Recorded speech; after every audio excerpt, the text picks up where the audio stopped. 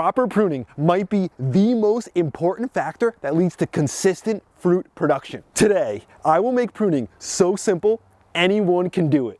Let's go! I have used this analogy before.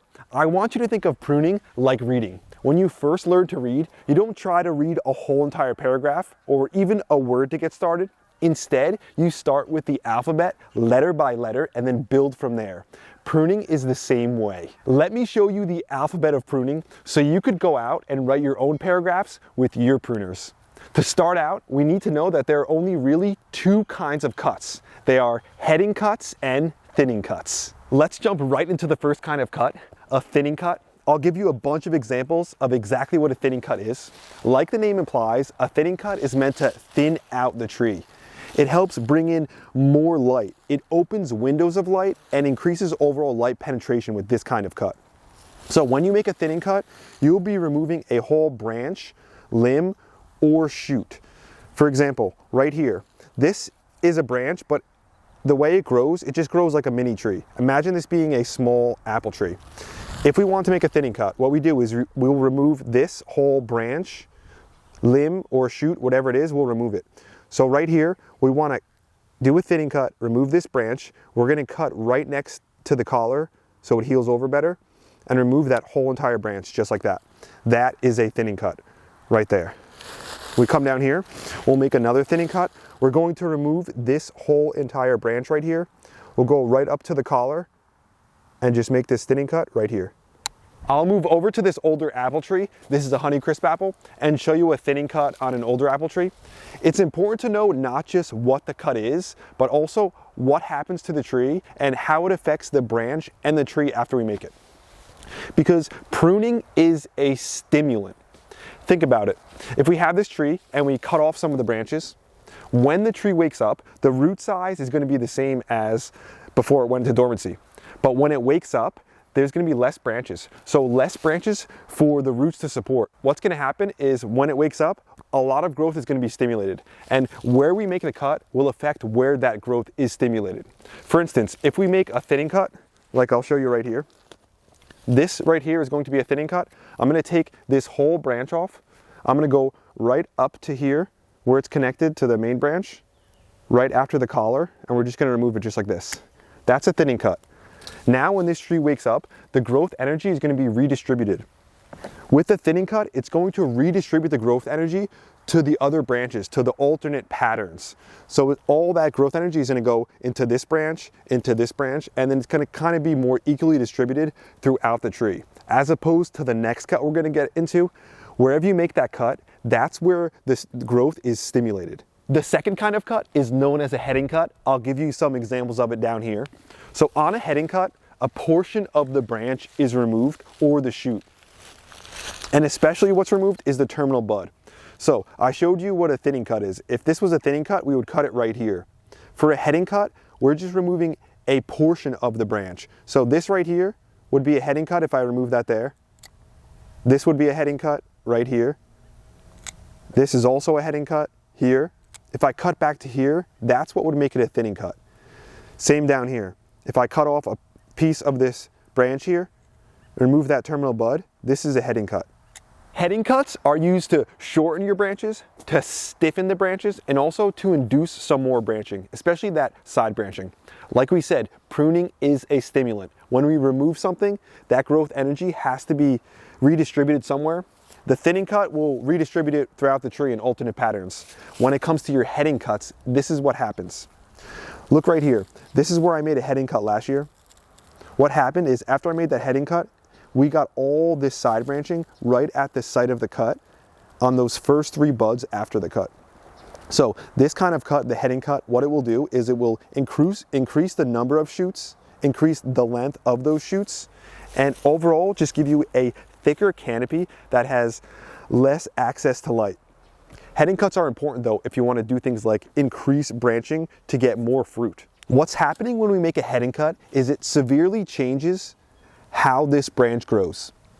So this branch right here, it has this bud all the way at the top. this is known as the terminal bud.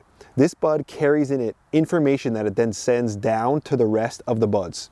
When this bud is at the top and it's still there, it basically tells these buds that are along the side to stay suppressed, to not to grow and not to turn into side branches.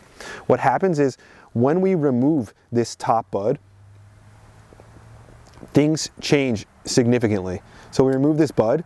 Now we don't have that top bud to send down the information. So these 3 buds after, they will immediately basically sprout to kind of be the new top bud to send all the information down. Doing this, a light heading back like I just did, removing that bud, that will cause more side branching because the suppression of these lateral buds won't happen anymore because you don't have that top bud telling these buds to not turn into branches. So basically, after we do that light heading back, these will start to turn into side branches, which will be good for this young apple tree. That will give us more side branching that could, in the future, turn into spurs and create fruit. When it comes to your heading cuts, they're good on these young apple trees like this, but you don't want to cut more than 1/4 of the branch back. If you cut more than 1/4 of the branch back, that's considered like a heavy heading back, and that will cause a lot of lateral growth and also a lot of vertical shoot growth, which is what we do not want, especially on apple trees. I want to take a second to announce the winner of our most recent giveaway. It was the Tuck Seed Bundle giveaway, where we gave away 25 packs of seeds and a seed starting bundle. So let's get to the winner of that. So what we did was we went to random number generator, typed in between 1 and 500. It kicked out the number 171. We looked at the submissions and the winner is, drumroll, Brian Maurer. I think I said your name right. I'm sorry if I didn't pronounce it correctly, but you are the winner. Everyone congratulate him down low on winning this. There were a lot of submissions for this, and we think it's because a lot of you guys want seeds. So what we're going to do is, for this weekend only, an exclusive, we're going to be giving 10% off your whole seed order. All you have to use is code SEED10 to get 10% off. A lot of people were also like wanting to know if they won this giveaway, and only Brian won this one, but we're gonna do another one. It's actually going on right now. So if you wanna be a part of that giveaway, where we're giving away a medium raised bed and the new Vego irrigation, which is amazing. Just think about it. A metal raised bed that will last with an irrigation system, hassle-free, easy to grow. That's gonna be a fun garden to grow with. So all you have to do is go to teamgrow.us and the pop-up will come up, and then just submit your number between 1 and 500, and you could be winning a free a free raised bed and irrigation kit. We're excited for that one. Check it out at teamgrow.us. Now that we know the 2 kinds of cuts, let's make sure we're actually making those cuts properly. Let me bring you in here. When it comes to making your cuts, the side of the pruner that you use makes a big difference. If you look down the center of this pruner, notice this side has a little extra on that side, and this side is flat. This flat side right here, this is known as the blade side. So when we make our cuts, we want the blade side to be on the side of the bud. Blade side, bud side. So this is what we don't want to do. Here's the bud right here, right? We don't want to take this and make this cut, because if you notice, if we do that, look how this side of the blade can bump up against that bud and potentially injure it. What we want is to come from this side. Look at the difference. See, blade side is on the bud side, and then we can get closer to that bud and not have a chance of really damaging the bud when we make the cut, just like this. Always remember, blade side, bud side. Let me show you an advanced cut. It's kind of a combination between a heading cut and a thinning cut, and it works great for your fruit trees. It's known as a bench cut. So come over here. If we wanted to cut this branch here, if we wanted to make a heading cut, we could just, cut it back here, cut it here. If we wanted to make a thinning cut, we would cut it all the way back to this main branch up here, right? But what if we want to shorten this branch and not have, say to here, and not have a lot of lateral growth right after where we cut it, right below it? So what we could do is we could go back to a lateral branch. So this lateral branch right here, we could take this and we could make this cut back to a lateral branch right here. If we make that cut, it's almost like a heading cut because we're removing the terminal bud. And it's almost like a thinning cut because we're going back to a lateral branch. but it's more like the combination of the two. If we make that cut, then it's going to stimulate a lot of the growth toward this side branch and also the side branch behind it.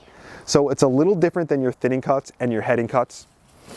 It's kind of like a combination of the two, but I use it for, you know, decent amount on some of my apple trees. Come over here. We've got another spot. So this was a spot where I made a bench cut in the past. It was this main branch that came out and grew this way. I took it back to a side branch that now became this branch here. So where I made that cut, we got a lot of growth after it. If you come over here too, this is another example. Right here was a bench cut. I made this bench cut, you'll see, right there, to this side branch, and now this side branch grew out. So bench cuts are a really good cut, especially for fruit trees, a fruit tree like an apple tree.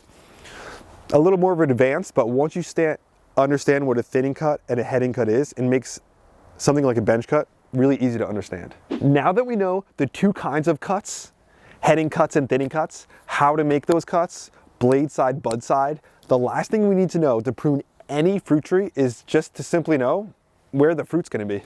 So when it comes to something like apples, the fruit is going to be on older growth. That's where spurs form. So because spurs form on older growth, the only kinds of cuts we really want to make on an apple tree, mainly on an older apple tree, is going to be thinning cuts. All we want to do is thin this tree out to open more light to it. For example, right here, if I want to make a cut on this branch, I would make a thinning cut. I'm going to remove this branch. It's going straight up. Notice this straight up branch, it doesn't have any spurs on it. A lot of your upright growth, especially on apples, won't have spurs. We want to remove that. So we're going to take this, remove it blade side on the collar side, just like blade side, bud side. Remove that just like this. And we're doing that because apple trees fruit on older wood. We don't want a lot of regrowth. You'll notice this older wood here, here's where our spurs are. So on an apple tree, we don't want a lot of regrowth. We want to be making a lot of thinning cuts. Let me bring you over to a peach tree. It's going to be a little different for a tree like that. Here we are over at a peach tree. And peach trees are different because they fruit on 1-year-old wood. Apples fruit on the older wood. What that means is right here, we have some peach wood. This is the wood that's going to have the fruit. It's the red wood that's pencil sized. That's the most ideal wood for fruiting. This right here is going to have the fruit on it. This is wood that grew last spring. So what that means is right now we want to prune back the tree pretty heavy. We can make some heading cuts and stuff. We want to prune this tree back to get regrowth, because the regrowth that happens this spring will be the growth that has the fruit the next year. So we need to actually prune some back to get new fruiting wood for the following year. So when it comes to your peach tree, you can make some heading cuts and take out more of the tree because we actually want some of the regrowth. That's what will be the fruit next year. Now you could go off and prune your peach trees pretty heavy, knowing that that's actually going to increase your harvest in the future. That same concept of finding out where the plant fruits and then pruning to that, that goes for everything. Your raspberries, your blackberries, your blueberries, all that stuff.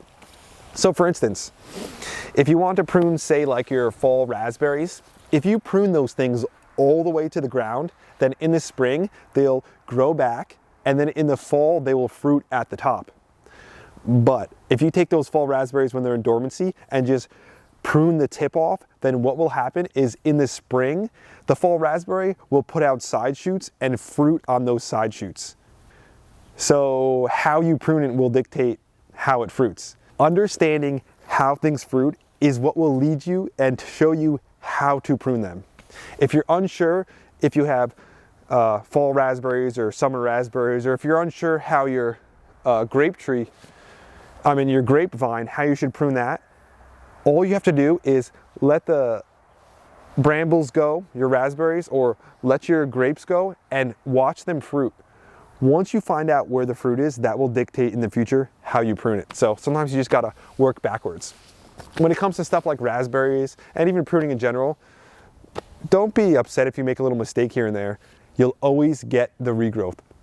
You can't really make that many mistakes when it comes to pruning that you can't go back on. So go out there, have fun, get a little experience by trying out some thinning cuts, trying out some heading cuts. And I know if you guys get the basics and you build from it, this will completely change your harvest. We're talking massive, consistent harvest in the future. Really, pruning is probably the most underrated thing when it comes to harvest. It is so important. I can't emphasize it enough.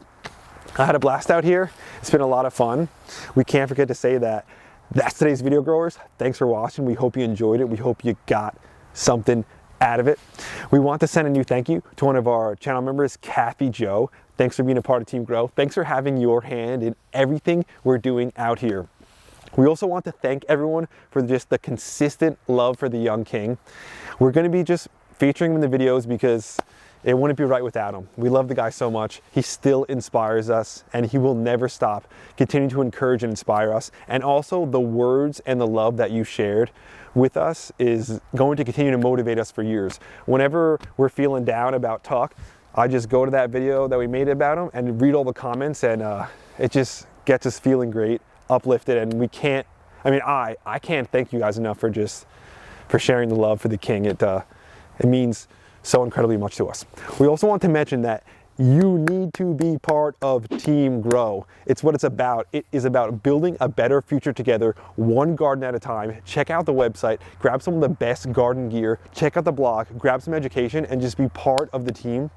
A future where there's more gardens. That's the kind of future that I want to live in. I had a blast out here. It won't be long till I'm back to you again real soon. We